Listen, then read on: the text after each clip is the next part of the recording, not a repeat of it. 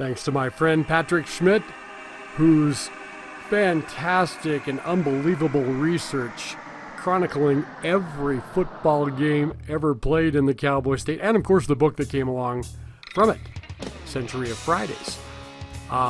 It allows the rest of us to, get stat happy, numerology, take a historical look at things. It has no bearing or relevance on the contest at hand, because really at every level, rosters change and players come out of their prime, players come into their prime, but it is something, it gives us some fodder, we sportscasters and sports writers, to look back and ponder what history tells us. Tomorrow's homecoming game with Evanston and Laramie. And in a lot of ways, though, when Evanston jumped up to the 4A ranks, Laramie became their rival. Many that went to school in Evanston will remember Kimmer, a longtime rival. My high school days, back to my mom's high school days, and further. But about the time the boom hit, Evanston grew, Kimmer kind of leveled off, and the schools were out of classification. Star Valley was a big-time rival. And now for most sports, well, at least football anyway, we're no longer rivals with the Braves. In fact, they're 3A in most everything now.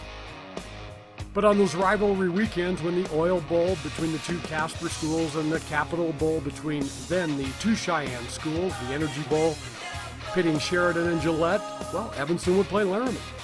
So we had this rival 310 miles away. But it's not that rich of a history. Got started in 1988 on the 10th of October. Evanston picked up the first victory in the series. It was a semifinal playoff game, and that score was 21-7. Kay Fackrell and his team went 7-5 versus John Detai Jr., who was 6-6 on the year. And wow, when you think of that stadium in Laramie, why it's named Detai Stadium, two coaches, father and son, kind of like Kay and Pat Fackrell. But John Detai Sr., John E. Detai, coaching from 1944 through 1976. That's 32 years. His son took over in the 77 campaign and coached through 2002. That's 25 more, 57 combined years. That is truly remarkable. Evanston lost the next two, so Laramie had a two-game win streak. Put the total points here, the margin, the record, scores for each team, and kind of strung it out a little further by seeing how the teams did that year. Interestingly enough, they would meet again on that fourth meeting, and Evanston would lose to Laramie in '93, but then come back in a playoff game and defeat the Plainsmen. After losing by 20 on the 8th of October, came back to Laramie and took it to the Plainsmen at Detai Stadium 14-0. That vaulted Evanston into a championship at Sheridan. 94, close one, 27-24. And Laramie ended up being the 4A state champs. By the way, in that first year, Evanston was the 4A runner-up to Central in '88. 94, that was so we just talked about 27. But as you look down, Laramie 52, but their biggest margin of victory, I believe, was 45-6, 39-point differential. Combined 51 points in that one. And that year they went 9-1 and were the 4A runner-up. Evanston was the 4A runner-up. No, Laramie was the 4A runner-up in '98. Of course, that was Evanston's state championship year in '97.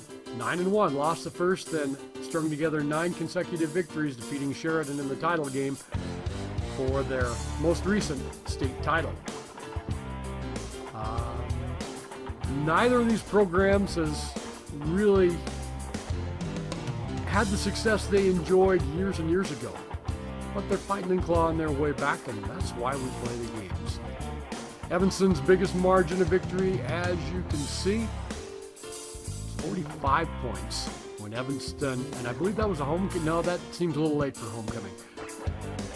59-45. 14, 73 points, but that's not the most scored in the series between the two. 77 when Evanston defeated Laramie 49-28 in Evanston.